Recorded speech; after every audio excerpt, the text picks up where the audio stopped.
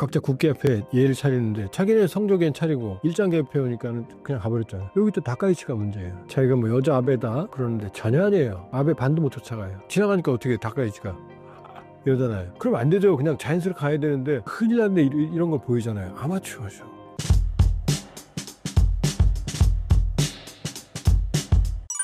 이번 에이펙 정상회담의 상황은 어떻게 보시나요? 이번에 협상, 관세 협상을 정상인들끼리 한 협상이다. 그런 빵점이에요. 그렇잖아요. 우리가 3,500억 달러, 마스가 1,500억, 그 다음에 2,000억 원 현금 투자. 우리가 다 냈는데 이유는 반씩 나눠갔잖아요. 안 하면 때릴 거야. 지금 이 상황이거든. 남의 삥 뜯어다 투자해서 자기는 한 푼도 안 내고 이유는 반반씩 가져가겠다면 그게 조폭이죠. 그렇죠? 이건 정상적인 이 거래라면 우리가 정상적으로 거래하면 1억 내세요. 투자는 내가 결정해요. 이유는 반반이에요. 그럼 정상적인 거래예요? 아니죠. 그럼 빵점이에요. 혼나는 거래예요. 그런데 이게 강도하고 거래한다고 생각해 보세요. 강도가 조직이라고. 그렇게 보면 상당히 잘한 거죠. 왜냐하면 트럼프 대통령은 자기들이 무역에서 손해를 봤다고 생각하고 있고 우리가 이득을 봤다고 생각하고 그러니까 그 돈은 내 돈이다. 내 마음대로 쓸 거야. 이 생각이에요. 아주 잘못된 거죠. 우리가 안 하면 되지. 어떻게 안 해요? 세계 GDP의 4분의 1을 아직도 미국이 장악하고 있는데 미국이 맘먹고 우리를 두들겨 패면 우리 경제는 견딜 수가 없어요. 강도 같은 요구지만 그 상황에서 우리가 협상을 해야 되는 거예요. 그렇게 보면 최하 90점은 줘야 돼요. 90점, 자꾸 100점 주라고 그러는데 100점은 없잖아요, 사실. 더 주고 싶어요. 근데 최하 90점은 줄 수 있다. 선방했다. 왜냐? 1,500억 달러는 일단 마스가 미국 조선업에 묶여 있어요. 우리가 주도해요. 여기 보증까지 다 들어가요. 자, 2,000억 달러인데 일본은 5,500억이잖아요. 그렇게 따지면. 이 5,500억에서 응철 모르는 거예요. 2,000억인데 우리는 매년 200억이 아니고 매년 최대 200억. 그럼 10년이죠. 근데 약정 기간은 2029년까지예요. 그건 뭐냐? 만일에 못 내면 줄인다는 조항이 들어있거든요. 외환시장의 충격을 최소화시키면서 하겠다는 거예요. 안 하면 좋죠. 정상적이면. 그러나 안 할 수가 없잖아요. 지금. 그렇게 보면 무역협정은 상당히 선방했다. 그렇게 볼 수 있고 트럼프 대통령이 이런 말을 했어요. 우리 산업통상부 장관 보고 터프가이라고 터프했다고. 그건 우리가 버텼다는 얘기예요. 저도 아마 신사임당에서 그런 거 하지 않았어요? 우리 협상 어렵지 않다고. 패째라 그러면 된다고. 패째라 그런 거예요. 왜? 할 수가 없거든. 3,500달러 업프런트 현찰? 선불이야? 그거 어떻게 내요? 우리 외환보유고의 84%고 우리는 통화스와프도 안 돼 있고 미국이랑 그걸 선불로 낼 수가 없어요. 왜냐? 국책은행이 동원할 수 있는 최대 금액이 150에서 200억 달러거든요. 이창용 한국은행 총재가 말했으니까. 그러니까 최대 200억 달러 그런 거예요. 200억 달러 꼭 낸다가 아니라 우리가 건질 수 있는 최대치인 거예요. 외환시장에 충격을 안 주고 최대 맥시멈 미니멈 낼 수 있으니까. 미국은 아마 250억 달러 8년을 요구했던 것 같아요. 미국도 상황을 이해했어요. 그런데 여기에서 200억 달러로 미국이 양보했고 우리는 200억 달러를 올렸지만 맥시멈이고 그러니까 우리가 잘하기도 했지만 그렇다고 해서 완벽한 건 아니에요. 더 줄이면 좋았죠. 그러나 더 줄이기는 어려웠던 것 같고 트럼프 대통령이 그런 말을 했어요. 그 트럼프 대통령 말을 잘 들여다보면 그 양반의 스타일이 나타나요. 우리 보고 터프했다. 그러면서 원래 협상은 터프한 거야 이렇게 말했어요. 아는 거죠. 협상할 때는 기싸움 한다는 걸. 따라서 지금 어마무시하게 만났잖아요. 장관급만 해도 또 실무회담만 해도 미성락 안보실장도 연로하신 분이 왔다 갔다 하시고 그 다음에 대통령 정책실장 김영우 정책실장 맨날 왔다 갔다 하고 볼 때마다 안쓰러웠죠. 고생들 많이 했어요. 정파를 떠나서 특정한 정부를 떠나서 윤석열 정부가 이렇게 했어도 저는 이렇게 말했을 거예요. 잘했다고. 그 정도면 상당히 잘했어요. 일본과 비교해 볼까요? 일본은 5,500억 달러 그냥 퉁치고 말았잖아요. 그리고 보면은 지금 여러 가지로 불협화음이 나오잖아요. 트럼프의 그 물의 일왕에 대한. 트럼프는 항상 자기가 왕이 되고 싶어해요. 어딜 가든. 그래서 악수할 때 항상 자기가 기선을 제압하고 꽉 잡고 두 번째는 항상 툭툭 쳐요. 이렇게 어깨를 치거나. 그거는 윗사람이 아랫사람한테 하는 행동이에요. 저하고 악수할 때 툭툭 칠 수 있어요? 그럼 제가 이러죠. 지금 이 왕한테 우리한테는 별거 아니고 우리 왕이든 아니든 똑같은 일본이죠. 근데 일본 사람들한테는 다는 아니고 많은 사람들한테 이 왕은 거의 신성시된 존재거든요. 과거 오바마 대통령도 허리 속에서 인사를 했거든요. 이렇게 이 왕은 잠깐 그다음에 5번 훨씬 더 깊숙이. 그게 예법이거든요. 그게 옳다는 게 아니라 그 나라 예법이에요. 근데 악수하면서 손 툭툭 치고 그다음에 사진 찍어서 이 손가락 잡으면서 그레이트 맨 이렇게 말하고 어마어마한 결례예요. 거기다가 의장대 사회할 때 지나가면서 각자 국기 앞에 예를 차리는데 자기네 성적엔 차리고 일장계 옆에 오니까는 그냥 가버렸잖아요. 근데 이게 여기 또 다카이치가 문제예요. 다카이치 좀 자기가 뭐 여자 아베다 뭐 그러는데 전혀 아니에요. 아베 반도 못 쫓아가요. 아베를 무슨 뭐 일본 우리한테 강한 어떤 그 적대적인 아베를 좋아하고 이런 건 절대 아니에요. 아베는 카리스마가 있었어요, 나름대로. 아베한테 그렇게 못하죠. 그때 지나가니까 어떻게 다카이치가 이러잖아요. 그럼 안 되죠. 그냥 자연스럽게 가야 되는데 큰일 났네 이런 걸 보이잖아요. 아마추어죠. 여기까지는 봐줄 수 있어요. 총리실도 뭐 처음이라 그렇다 그러는데 더 큰 차이점이 어디서 났냐면 이번에 일본의 요코스카에 미 해군 기지가 있어요. 그게 항모 기지예요. 미 해군. 미국의 해외에 있는 항구 중에 유일한 항모 기지예요. 요코스카가. 우리하고도 관계가 깊죠. 한 번도 안 본 연관이 있으니까. 거기에 로널드 레이건호가 항상 개항해 있는데 지금은 조지 워싱턴호로 바뀌었을 거야 아마. 그 항모에 트럼프와 다카이치가 머리는 헬리콥터 타고 저도 경주에 가서 그거 봤어요. 머리는 이번에 그 경주 생방송에 출연했는데 트럼프 얼굴도 봤어요.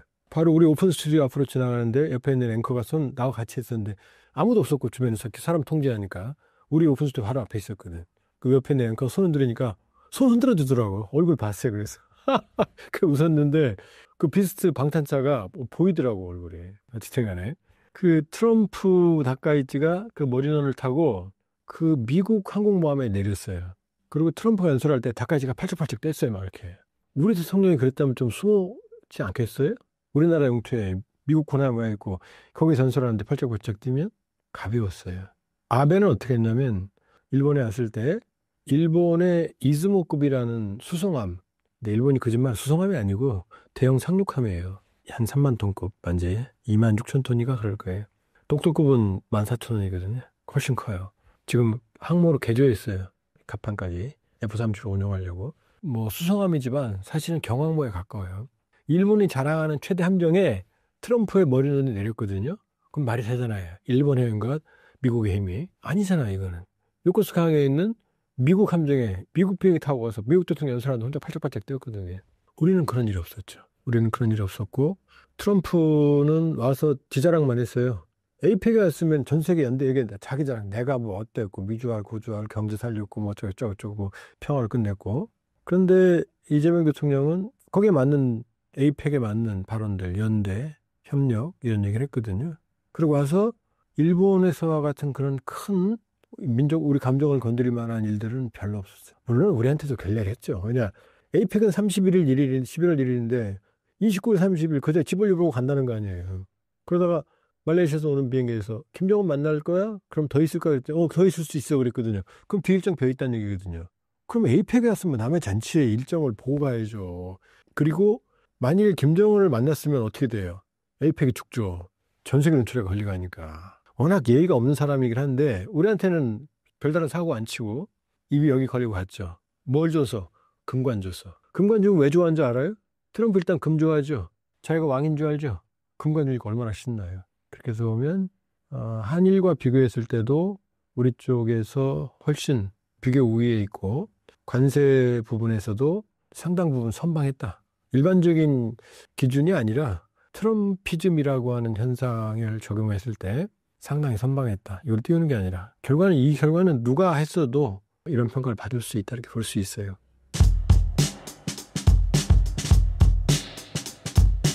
이번에 첫 여성 총리 취임인데요. 취임 후 일본의 분위기와 반응은 어떤가요? 다카이치 총리가 취임했습니다. 그리고 10월 22일에 취임하고 곧바로 소신 표명 연설을 했습니다. 굉장히 나뉘어졌어요. 그러니까 국회의원들 앞에서 한 것인데 굉장히 그 야유가 많이 나왔어요. 그런 모습 많이 없었거든요.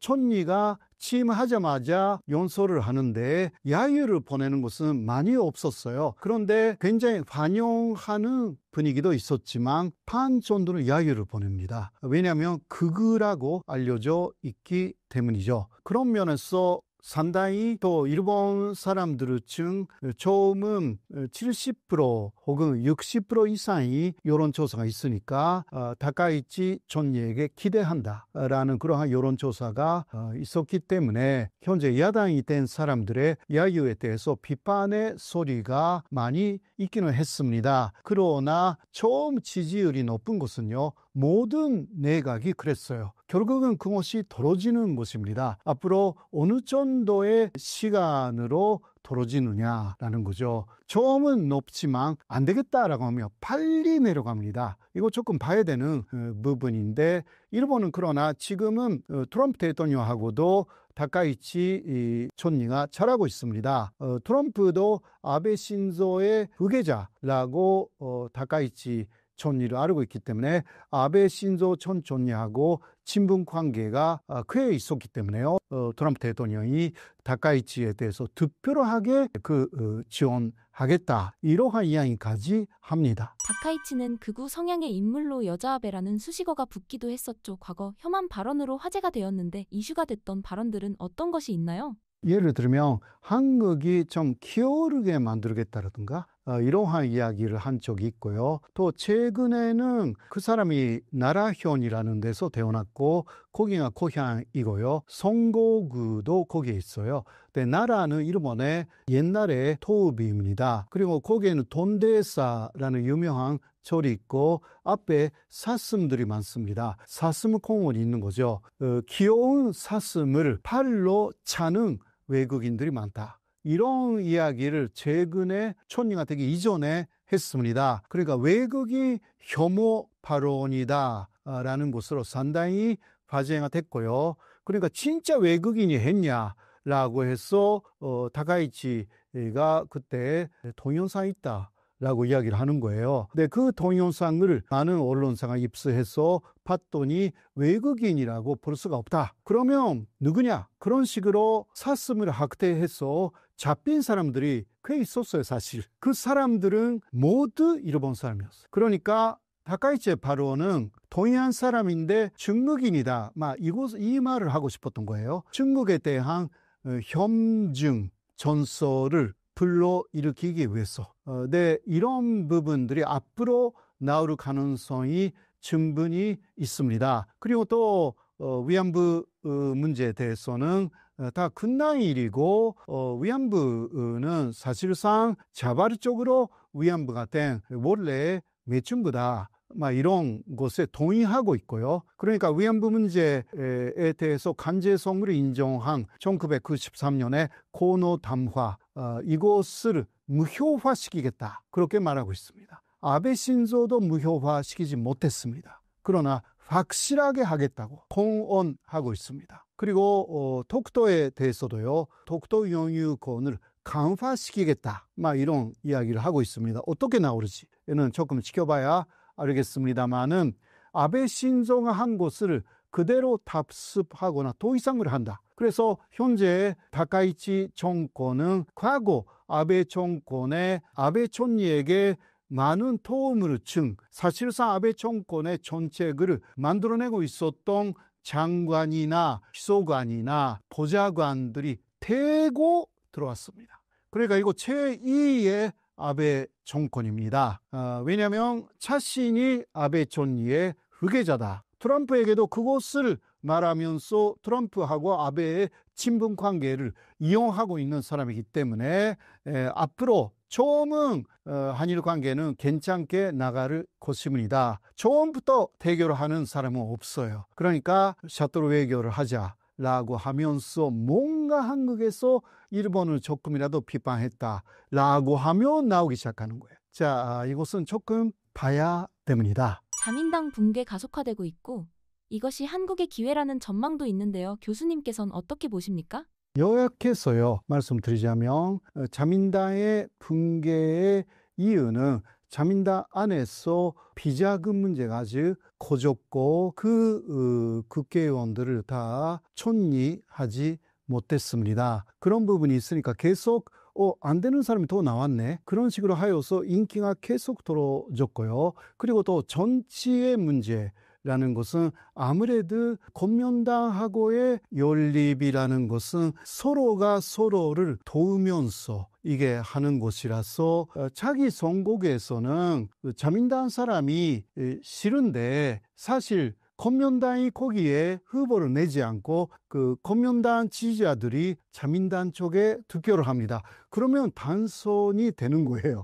근데 이런 부분에서 문제가 꽤 있었던 거죠. 연정이니까 그 가능하다고 하지만 사람들이 다 의아하게 생각했어요. 왜 그 사람이 당선이 되는 거지? 이런 이야기죠. 문제가 많은데 왜 그러냐? 연정에 좀 안 좋은 부분이 나왔다 라고 할 수가 있는 거죠. 그래서 권면당하고 자민당의 연립이 해소가 됐어요. 연정을 하지 않겠다고 권면당이 말했기 때문에 대신 그러나 일본 유신회가 들어왔거든요. 그런데 일본 유신회하고 자민당은 그러한 선거, 완전한 협력 체제를 만들어야 되는데 이게 어떤 것이냐? 소선거구에서는 당선이 되는 사람 한 사람이기 때문에 하나의 선거구에서 자민당 사람을 내보내면 일본 유신의 사람을 그 선거 후보로 내면 안 돼요. 반대로 마찬가지예요. 이 협력이 아직 전혀 만들어져 있지 않습니다. 그러니까 양쪽이 나갈 경우는 어느 쪽인지 떨어지는 거잖아요. 자민당이 그러니까 비리의원도 많기 때문에 굉장히 떨어질 우려가 있고 또 요새 자민당은 우파가 아니게 되었다라는 사람들이 많아가지고 야당의 우파 쪽으로 투표한대요. 그게 잠전당이라든가 일본 보수당이라고 야당의 보수 전당입니다. 이게 자민당을 대신하는 보수 전당이 생겼다. 이런 식으로 사람들이 인식하고 있어가지고 자민당 이런 면에서 보수의 가치를 완전히 흩뜨려 버렸다라고 해서요. 그런 면에서 자민당이 계속 그 지지율이 낮아지고 국회의원들도 없어진다라기보다 많이 감소될 가능성이 있습니다. 대신 다른 극우 정당, 야당의 우파에게 또 국회의원들이 많아진다. 그러니까 그런 면에서 다 전체적으로 보면 우파들은 차이가 없다. 또 강경 우파가 또 야당 쪽에서도 나왔기 때문에 오히려 걱정해야 되는 부분들이 있습니다. 한국은 오히려 자민당은 극우도 있지만 중도 우파도 꽤 많았습니다. 그러니까 자민당이 또 이시바 전 총리 같은 중도 우파의 사람들이 계속 총리가 되면 한국하고 비슷하니까 지금 이재명 대통령도 중도 우파라고 그렇게 이야기를 하잖아요. 그래서 그런 중도 우파 경향의 일본 총리가 계속 나오면 한국하고 좋은 파트너십을 만들 수가 있는데 그런데 극우가 나오면 언젠가는 부딪힙니다. 일본의 극우는 역사적으로 보면 한국을 희생시켜서 지지율을 올렸습니다. 이거는 여러 가지 면에서 증명되어 있는 부분이기 때문에 아베 신조도 2019년 7월에 한국을 경제포복, 그때는 수출 규제라고 해서 반도체 소재를 한국에 수출하지 않겠다라고 하여서 한국 대리기를 시작했죠. 근데 이런 거 극우가 항상 하는 거예요. 한국을 대리면 뭔가 얻는 게 있다. 이 시작은 임진왜란입니다. 그 이후 물론 이순신에 의해서 패배했거든요. 일본은. 그러나 훔쳐서 가져간 도자기뿐만이 아니라 인쇄술이라든가 기타 많은 것으로 일본의 그 다음 세대 에도 시대에는 엄청나게 번영합니다. 한국은 힘든 시대가 온 거죠. 그러니까 한국을 대리면 일본은 번영한다. 역사적으로도 극우들이 그런 것을 계속 공부해요. 그래서 알고 있는 거예요. 그래서 극우를 그렇게 쉽게 수용하면 안 됩니다. 수용해도 되지만 현실적으로 한국의 극익하고 맞지 않는다라고 생각하며 정확하게 한국의 극익에 입각하여서 이야기를 해야 합니다. 그렇지 않고 뭐가 뭔지 모르는데 그냥 사이좋게 지내자, 수용하자, 이거는 바보짓입니다. 이거 잘 알아야 합니다. 외국인 배제, 미군 철수, 독도를 되찾자 강경 구호와 목소리가 일본 정치 담론에 커지고 있는데 이런 구호들이 일본 사회 불만을 대변한다고 볼 수 있나요? 지금 말씀하신 미국에 대해서 좀 강하게 이야기를 하자. 미군 철수라는 것은요, 이거는 잠전당의 야당 쪽에 잠전당의 주장인데 야당의 보스 극우예요. 그 사람들은 일본의 시작은 아마테라스가 시작했다라고 하여서 굉장히 극우예요. 이것은 2차 세계대전 때의 사상이기 때문에 그것을 다시 꺼내가지고 말하고 있습니다. 이거 일본의 교류가적으로는 좋은 것은 아닌데 그러나 거기에 속아 넘어가는 일본인들도 꽤 많습니다. 그래서 이런 이야기를 하는 게 조금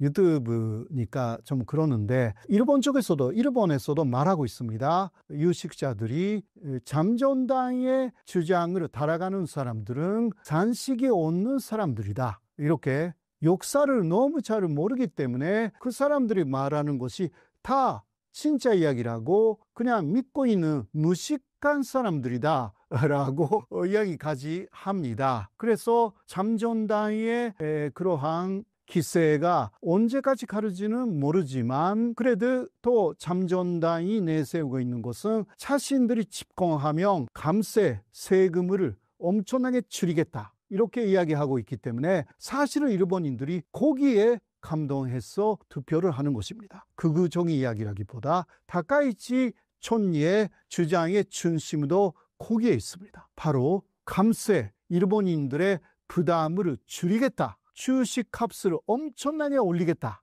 이재명 대통령도 그런 이야기를 하지만 그러나 세금을 줄이겠다. 이거 못하는데 그 이야기를 해요. 그렇게 하면 일본은 지금도 빚이 엄청나게 많은데 GDP의 250% 넘잖아요. 한국은 아직은 그래도 60%예요. 일본은 계속 그런 식으로 N을 찍어내고 국채를 발행하고 또 감세하고 그렇게 하면 빌린 돈을 갚는 것으로 국가 예산이 소진이 되는 나라가 됩니다. 그러나 말하기는 좋죠. 일본인들도 감세를 해준다. 부담이율을 덜어준다 라고 하면 좋으니까 투표를 합니다. 이게 그러니까 다카이치를 또 반대하는 사람들의 반대하는 이유 중 하나가 이 사람이 촌리가 되면 잘못하면 일본은 경제적으로 엄청나게 결과적으로 어려워질 것이다 라는 이야기가 있는 것입니다. 앞으로 예상되는 일본과 한국의 관계는 어떻게 보시나요? 아무래도 한국하고 일본은 그 셔틀 외교에 대해서는 합의를 했습니다. 기타 여러 가지 차이가 있습니다만은 일단 셔틀 외교가 이어진다면 서로 이야기를 하면서 어려운 부분도 서로 타협을 하면서 풀어나갈 수가 있다. 그렇게 많이 희망을 갖고 있습니다. 일본도 그런 식으로 한다면 어려운 관계 속에서도 일치되는 부분을 찾아가지고 우호적인 관계를 조금씩 만들어 나갈 수 있는 것이 아닌가. 그러나 일본 쪽에서 독도는 일본 영토다라든가 위안부는 매춘부였다라든가 이런 이야기를 하기 시작하면 이거는 수용하기가 어려워지는 법입니다. 역사 부분하고 그래서 실제적인 국익 부분, 현재하고 기술은 서로 협력하면서 역사 부분, 영토 부분을 분리하여서 관리하면서 간다. 라는 부분에서도 양쪽이 합의를 해야 할 것 같습니다.